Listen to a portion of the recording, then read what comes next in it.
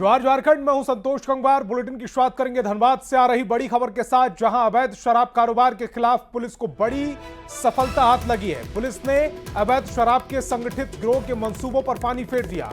एक बड़े कंटेनर में अवैध नकली शराब लोड कर बलियापुर थाना के गुलूडीही गांव की ओर जा रहे जानकारी मिलने पर छापेमारी दल का गठन किया। इस दौरान कंटेनर ट्रक को जब्त कर लिया गया, जिसमें 1003 कार्टन अवैध नकली शराब बरामद की गई। उसमें 12,036 बोतल शराब लदी थी। साथ ही एक इलेक्ट्रिक स्कूटी भी जब्त की गई है। छापेमारी के दौरान ड्राइवर और एक अन्य व्यक्ति फरार हो गया। बरामद शराब की अनुमानित कीमत करीब 1 करोड़ आंकी जा रही। पुलिस ने पूरे गिरोह का खुलासा करते हुए इस पूरे मामले का खुलासा किया है। तकरीबन 1003 कार्टन थे और हर एक कार्टन में 12 बॉटल दारू। अब ये 12 बॉटल मल्टीप्लाइड बाई 1000 लगभग 12,000 के आसपास दारू की अवैध बॉटल है। अब जब ये रात में क्या होता है, ये हुआ इनके द्वारा छापेमारी की गई तो अंधेरा का लाभ उठाते हुए वहाँ पे अभियुक्त भाग गए। देखिए, प्रथम दृष्टया तो ये अंग्रेजी शराब लग रही है, लेकिन जब तक इसकी वैदिक और फॉरेंसिक जाँच नहीं हो जाए तब तक इसको बता पाना मुश्किल है और ये अनुसंधान का विषय है। गिरफ्तारी नहीं है, लेकिन बहुत ही जल्द आपको इसके संदर्भ में भी न्यूज मिलेगा। और सिमडेगा पुलिस ने मानव तस्करी के आरोप में एक महिला को गिरफ्तार किया है। ठट्टई टांगर थाना क्षेत्र के कुड़पानी गांव की एक बच्ची को दलित ले जाकर बेचने के आरोप में कार्रवाई की गई। फिलहाल बच्ची को बरामद नहीं किया जा सका है। सिमडेगा से यह बड़ी खबर, जहां पर तस्करी के आरोप में एक महिला को गिरफ्तार किया गया। ठट्टई टांगर थाना क्षेत्र के कुलपानी गांव में एक बच्ची को दिल्ली ले जाकर बेचने के आरोप में कार्रवाई की गई है। फिलहाल बच्ची को बरामद नहीं किया गया है। चाईबासा से बड़ी खबर है। लाखों के गहनों की चोरी का खुलासा हुआ है। ओडिशा से 3 नाबालिग चोर हिरासत में लिए गए। गोवा का एक सुनार गिरफ्तार हुआ है। 10 जून को लाखों के गहने की चोरी हुई थी। चोरों ने गहने चोरी की बात को कबूला है। झाड़ियों में गहनों को बरामद किया गया है। चाईबासा से ये बड़ी खबर और तस्वीरें भी इस समय आपकी टेलीविजन स्क्रीन पर। ओडिशा से 3 नाबालिग चोरों को हिरासत में लिया गया। गोवा का एक सुनार भी गिरफ्तार हुआ है। 10 जून को लाखों के गहने की चोरी हुई थी। खबर हजारीबाग से, जहां बिरहोर जनजाति की जमीन को अवैध अतिक्रमण से मुक्त कराया गया। विष्णुगढ़ अंचल क्षेत्र के चलंगा मौजा में सरकार की ओर से बिरहोर जनजाति को 3 एकड़ 70 डिसमिल जमीन की बंदोबस्ती की गई थी। इस जमीन पर भूमाफिया फर्जी कागजात के सहारे कब्जा किए हुए थे। पिछले 10 साल से जारी खेल में पहले विभागीय कर्मचारियों की मिलीभगत की बात सामने आई थी। सीओ ने मामले में कड़ी कार्रवाई करते हुए बुलडोजर एक्शन से अवैध कब्जा हटाया। भूमाफिया के नाम से दर्ज सभी संदिग्ध जमाबंदी को लॉक कर लिया गया है। साथ ही आरोपियों पर SC/ST एक्ट के तहत मामला दर्ज करने की तैयारी की जा रही है। बंदोबस्ती भूमि सरकार के द्वारा दी गई थी। उसमें कुछ भूमाफियाओं द्वारा फर्जी कागजात बनाकर उसको अतिक्रमण किया गया था और संभवतः उसमें खरीद बिक्री भी की जा रही थी। संज्ञान में आते ही मामले को गंभीरता से लिया गया और नियमानुसार कार्रवाई करते हुए आज उसको अतिक्रमण मुक्त कराया गया है। जो संदिग्ध लोग थे अतिक्रमणकर्ता और फर्जी कागजात बनाने से मामला जो जुड़ा हुआ है, उस पर उनको जो नियम संगत प्राथमिकी दर्ज कराने का इसमें जो प्रक्रिया है वो प्रारंभ कर दिया गया है। रांची के खरसीदाग ओपी इलाके में हथियारों के साथ एक नाबालिग और एक आरोपी को पुलिस ने गिरफ्तार किया। आरोपियों के पास से एक देसी कट्टा और 2 जिंदा कारतूस बरामद हुए हैं। दरअसल खरसीदाग ओपी इलाके में बायोडायवर्सिटी पार्क के पास 3 युवकों को हथियार के साथ घूम रहे थे। इसकी जानकारी जब पुलिस पहुंची तो अपराधी बेरे टोली जंगल की तरफ भाग निकले। हालांकि एक नाबालिग पुलिस के हत्थे चढ़ गया, जिसके बाद पूछताछ में उसने 2 युवकों का नाम बताया है, जिसमें एक आरोपी प्रफुल्ल को पुलिस ने गिरफ्तार कर लिया। वहीं दूसरे की गिरफ्तारी के लिए दबिश दी जा रही है। जब वहां पे रेड की तो 3 लोग दिखे, जिसमें एक व्यक्ति पकड़ा गया जिसके पास से एक देसी कट्टा और उसमें लोडेड बुलेट बरामद हुआ। 2 लोग वही बेरेटोली जंगल की ओर भागने में सफल रहे। उसके बाद उससे पूछताछ किया गया तो उसकी उम्र 17 वर्ष है और उसने 2 व्यक्तियों का नाम बताया, जिसमें एक राहुल कश्यप और दूसरा नीतीश तिवारी है। उस सूचना के आधार पर राहुल कश्यप को पकड़ा गया। उसके पास से एक लाइव बुलेट बरामद हुआ। पूछताछ पे पता चला कि इनका ये मॉडस है कि वेपन दिखाकर लोगों से एक्सटॉर्शन करते हैं और पैसा कमाते हैं।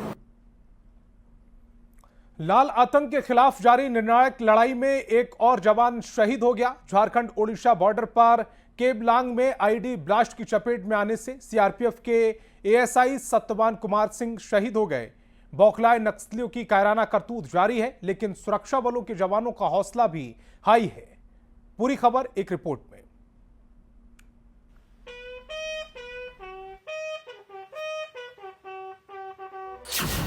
आईडी विस्फोट में फिर जवान शहीद। सीआरपीएफ के एएसआई सत्यवान ने गंवाई जान। सीआरपीएफ के 134 बटालियन के ये जवान थे। कब तक सहेंगे लाल आतंक का उत्पात?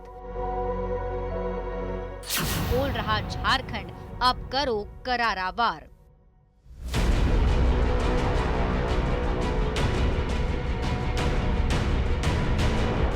स्थान झारखंड और ओडिशा का बॉर्डर। ओडिशा के केबलांग थाना क्षेत्र के जंगल में सुरक्षा बलों का सर्च ऑपरेशन जारी था। नक्सलियों की साजिश से अनजान सुरक्षा बल के जवान सर्च ऑपरेशन में जुटे थे। इसी दौरान जमीन में प्लांट किए गए आईडी बम में विस्फोट होता है और उसकी चपेट में आ जाते हैं सीआरपीएफ के एएसआई सत्यवान कुमार सिंह। घायल जवान को आनन फानन में राउरकेला के अपोलो अस्पताल में भर्ती कराया जाता है, लेकिन जान नहीं बचाई जा सकी। शहीद एएसआई सत्यवान कुमार सिंह चाईबासा जिले के जराई केला स्थित सीआरपीएफ 134 बटालियन के कैंप में पोस्टेड थे। उनके पार्थिव शरीर को हेलीकॉप्टर से रांची लाया गया, जहां पोस्टमार्टम के बाद सीआरपीएफ कैंप में उन्हें अंतिम विदाई दी गई।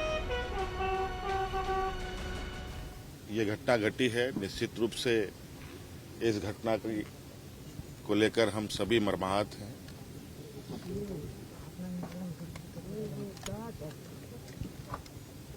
आज इस दुख के बेला में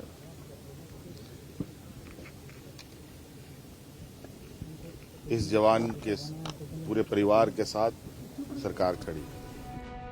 दरअसल 28 मई को नक्सलियों ने ओडिशा के केबलांग में ही ट्रक से पत्थर खदान जा रहे 5 टन विस्फोटक से भरा ट्रक लूट लिया था, जिसके बाद झारखंड और ओडिशा पुलिस के साथ सीआरपीएफ का ज्वाइंट सर्च ऑपरेशन जारी है। अभी तक अधिकांश विस्फोटक बरामद कर लिए गए हैं और बाकी बचे विस्फोटक की तलाश जारी है। इसी दौरान आईडी की चपेट में सुरक्षा बल के जवान आ गए। प्रेशर आईडी से एक हमारा ऑफिसर शहीद हुए। हमारा ऑपरेशन लगातार जारी रहेगा। जो आपको मालूम होगा कि हाल के दिनों में हमारा झारखंड में कई नक्सल का हम लोग का न्यूट्रलाइज करने में सफल हुए हैं। उसी दिशा में आगे भी हमारा कार्रवाई का जारी रहेगा। ऑपरेशन लगातार जारी रहेगा। अपनी अंतिम सांसें गिन रहे लाल आतंक की ओर से बौखलाहट में जवानों को निशाना बनाया जा रहा है। ये दिखाता है कि अब नक्सलियों के दिन गिने चुने ही हैं। बस जरूरत है सर्च अभियान में और सतर्कता बरतने की, ताकि नुकसान कम से कम हो। न्यूज़ 18 के लिए चाईबासा से रुपेश प्रधान के साथ रांची से संवाददाता ओम प्रकाश की रिपोर्ट। और बात चाईबासा की करते हैं, जहां बालू के अवैध भंडारण के खिलाफ खनन विभाग और जिला प्रशासन की कार्रवाई तेज हो गई। मनोहरपुर में अवैध बालू के अवैध भंडारण के खिलाफ लगातार दूसरे दिन छापेमारी की गई। सीओ ने तरतरा गांव में छापेमारी कर 10,000 CFT बालू के स्टॉक को जब्त किया, जिससे अवैध स्टॉक कारोबारी में हड़कंप मच गया। कल भी खनन विभाग के अधिकारी और सीओ ने मनोहरपुर क्षेत्र के डूकूडीही स्थित निर्माणाधीन संत जेवियर स्कूल परिसर में छापेमारी कर 1,30,000 CFT बालू और 1,20,000 CFT गिट्टी के भंडारण को जब्त किया था। जमशेदपुर पुलिस ने अपराध और आपराधिक घटनाओं को कम करने के लिए विशेष तैयारी की है। अब तक 33 FIR में से 77 आरोपियों को गिरफ्तार कर जेल भेजा जा चुका है। वहीं छिनतई करने वाले गिरोह के 85% केस को पुलिस ने डिटेक्ट कर लिया है और गैंग के 7 लोगों को हिरासत में लेकर जेल भेज चुकी है। इस साल जमशेदपुर पुलिस ने कुल 33 FIR रजिस्टर करते हुए 48 अवैध हथियार पकड़े हैं, जिसमें हमने 77 अरेस्टिंग्स टोटल किए हैं। इसके अलावा जो हमारा मेन फोकस रहा है, 4 वेपन सप्लायर को भी हमने पकड़ा है। इस शहर में जो लगातार वेपन दिए जा रहे थे उनको भी पकड़ा है, ताकि जो हथियार हैं उनका जो ट्रेड हो या उसका जो यूसेज हो रहा है फायरिंग की घटनाओं में, एक्सटॉर्शन में, उसके ऊपर हम लोग लगाम लगा सकें। इसके अलावा जो यहाँ पे एक छिनतई की एक समस्या यहाँ पे रहती है, तो इस साल जमशेदपुर पुलिस ने ओवर 85% जो छिनतई के मामले उसमें हमने डिटेक्शन कर लिया है, और 4 बहुत मेजर छिनतई के गैंग को भी हमने पकड़ा है। खबर जामताड़ा से, जहां पुलिस ने ऐसे गैंग का खुलासा किया जो साइबर क्राइम के बाद ATM से पैसे निकालने वाले लोगों से लूटपाट करता था। शातिर गैंग के 4 सदस्य गिरफ्तार किए गए। इसके साथ ही 4 आपराधिक घटनाओं का भी खुलासा किया गया। गिरोह के 2 सदस्य अभी भी फरार हैं, जिनकी गिरफ्तारी के लिए पुलिस की छापेमारी जारी है। किया है तो ये इनका मोडस ऑपरेंडी रहा है। अभी इनका और भी इतिहास हम लोग खंगाल रहे हैं। इनके द्वारा अब तक ये पता चला है कि कुल मिला के 4 घटना जो है जामताड़ा में कर चुके हैं। इसमें पहले भी जामताड़ा थाना क्षेत्र अंतर्गत एक फायरिंग की घटना है। इसके अलावा गायछंद में एक लूट की घटना को इन्होंने अपना स्वीकारोक्ति दिया है। साथ में कर्माटाड़ और बिंदापाथर, इन 4 घटनाओं का उद्भेदन जामताड़ा पुलिस एक साथ कर रही है। हम उम्मीद करते हैं इनके साथ में 2 अन्य व्यक्ति हैं जो अभी फरार हैं। उन 2 व्यक्तियों की गिरफ्तारी के लिए भी हमारी छापेमारी चल रही है। हम लोग जल्द ही उन दोनों को भी गिरफ्तार करेंगे।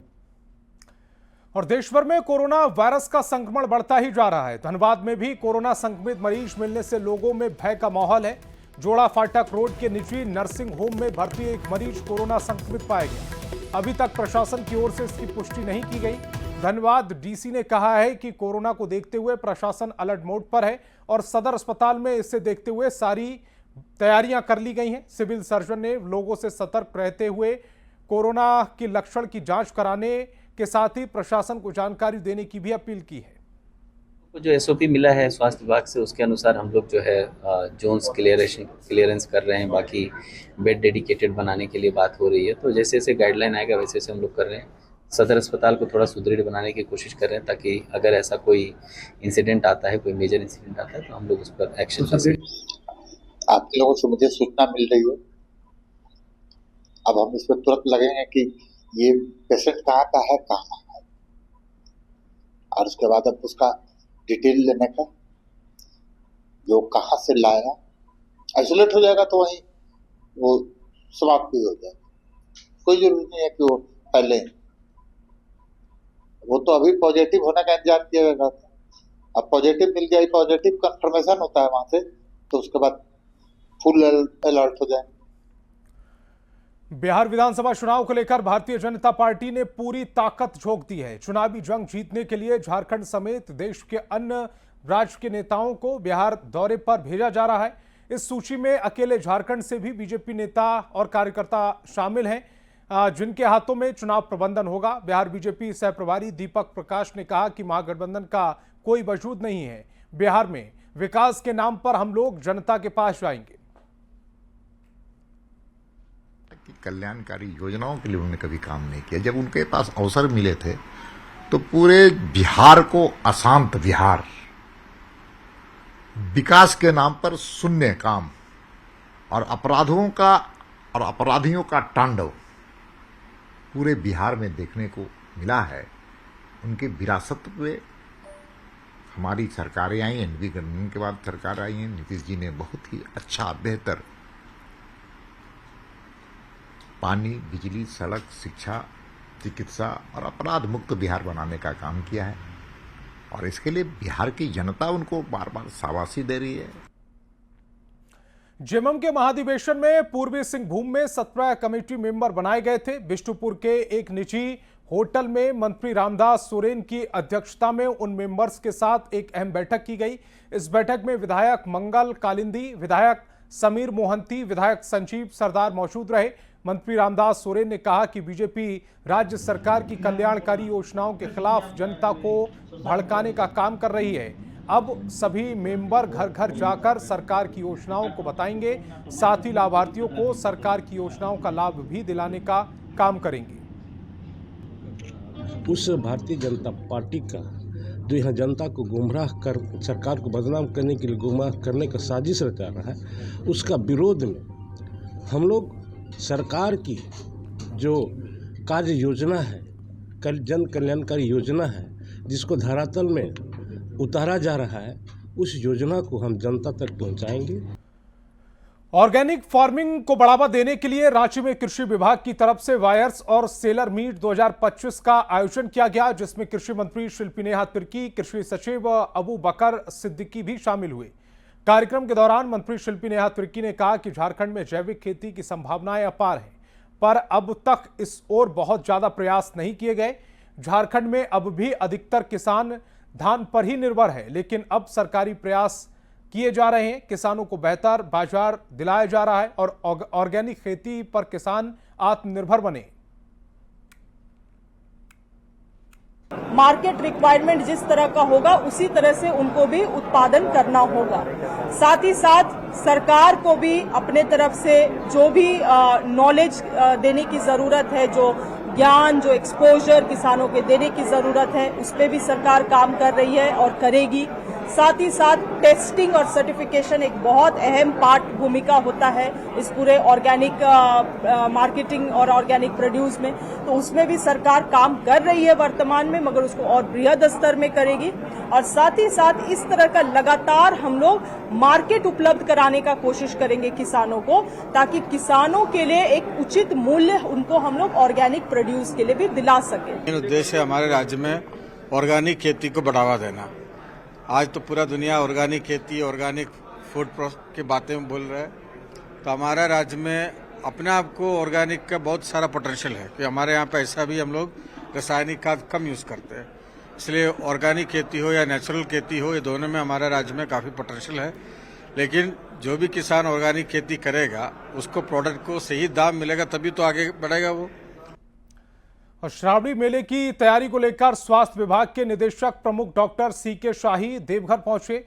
यहां सिविल सर्जन समेत अन्य स्वास्थ्य अधिकारियों के साथ सदर अस्पताल में बैठक की। मेले को लेकर की जा रही तैयारियों से निदेशक प्रमुख अवगत हुए। बैठक के बाद उन्होंने कहा कि अस्पताल और मेला शिविर में सारी चिकित्सा व्यवस्था की जानकारी ली गई है।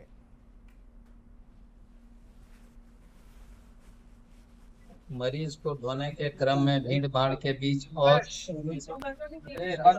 एक्सीडेंट होने की संभावना रहती है। उसको चलाने के लिए जो है आदमी जो है श्रावणी मेला में जब खोजा जाता है, चलवाया जाता है, आमतौर पर लोग चला नहीं पाते हैं उसको, तब वो भीड़ भाड़ में जो है वहां से मरीज उठा के ले जाने में और दुर्घटना की संभावना रहती है। और सरायकेला से बड़ी खबर मिल रही है। क्रॉस लिमिटेड कंपनी में आग लगी है। आग ने विकराल रूप धारण किया है। फायर ब्रिगेड की 2 गाड़ियों ने आग पर काबू पाया। शॉर्ट सर्किट की वजह से आग लगी थी। लाखों का सामान के नुकसान की आशंका जताई जा रही है। गमरिया थाना क्षेत्र का यह पूरा मामला है। सरायकेला से बड़ी खबर, जहां पर क्रॉस लिमिटेड कंपनी में यह भीषण आग लगी। आग ने विकराल रूप धारण किया। फायर ब्रिगेड की 2 गाड़ियों ने आग पर काबू पाया। शॉर्ट सर्किट आग लगने की वजह बताई गई। आग में लाखों के नुकसान की आशंका है। गमरिया थाना क्षेत्र का यह पूरा मामला। बड़ी खबर सरायकेला से।